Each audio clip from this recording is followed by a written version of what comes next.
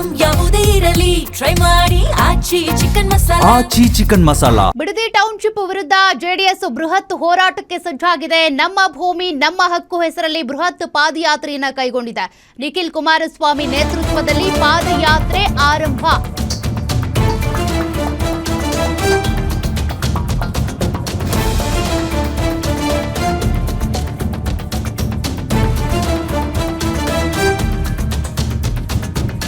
ಬಿಡದಿಯ ಅಂಚಿಪುರದಿಂದ ಪಾದಯಾತ್ರೆ ಆರಂಭ ಆಗಿದೆ.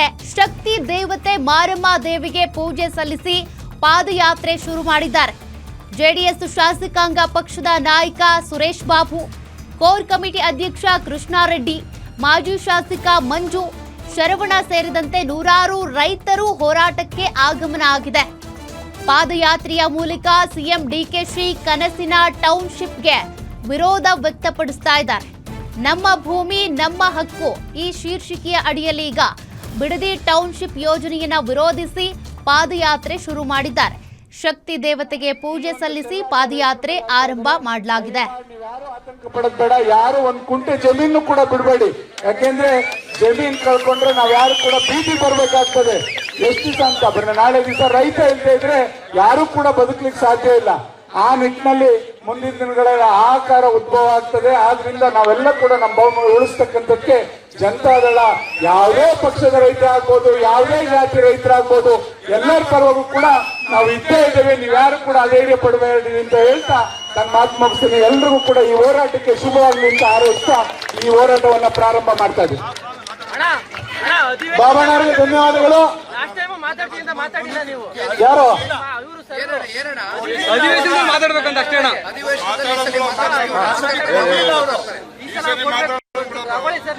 ಈ ಸರಿ ಅಧಿವೇಶನದಲ್ಲಿ ಮಾತನಾಡಲಿಕ್ಕೆ ನಮ್ಮ ಪಕ್ಷದ 18 ಶಾಸಕರು ಕೂಡ ರೆಡಿ ಆಗಿದ್ದಾರೆ. ಸಂಪೂರ್ಣ ದಾಖಲೆಯನ್ನ ಅವ್ರ ಕೈ ಕೊಟ್ಟಿದ್ದೇನೆ. ನಾನು ಕುಮಾರಣ್ಣವರು ಅವತ್ತು ಮುಖ್ಯಮಂತ್ರಿಗಳಾಗಿದ್ದಾಗ ಇದೇ ಸಿದ್ದರಾಮಯ್ಯರು ವಿರೋಧ ಪಕ್ಷದ ನಾಯಕರಾಗಿ ಇದೇ ಡಿಕೆ ಶಿವಕುಮಾರ್ ಅವರು ಸತ್ಯಶೋಧನ ಆಗಬೇಕು ಅಂತ ಹೇಳಿ ಏನು ಅಸೆಂಬ್ಲಿನಲ್ಲಿ ಚರ್ಚೆ ಆಯ್ತು. ಅವತ್ತು ಕುಮಾರಸ್ವಾಮಿ ಅವರು ಏನು ಉತ್ತರ ಕೊಟ್ಟಿದ್ದಾರೆ, ಅವತ್ತು ನಮ್ಮ ರೈತರನ್ನ ಯಾವ ರೀತಿ ಡಿಪೆಂಡ್ ಮಾಡ್ಕೊಂಡಿದ್ದಾರೆ ಈ ಬಿಡದಿ ಉಳಿಸೋ ವಿಚಾರದಲ್ಲಿ ಅಂತ ಹೇಳಿ ಸವಿಸ್ತಾರವಾಗಿ ಕುಮಾರಣ್ಣನೇ ತಮ್ಮನ್ನ ಉದ್ದೇಶಿಸಿ ಮಾತನಾಡ್ತಾರೆ.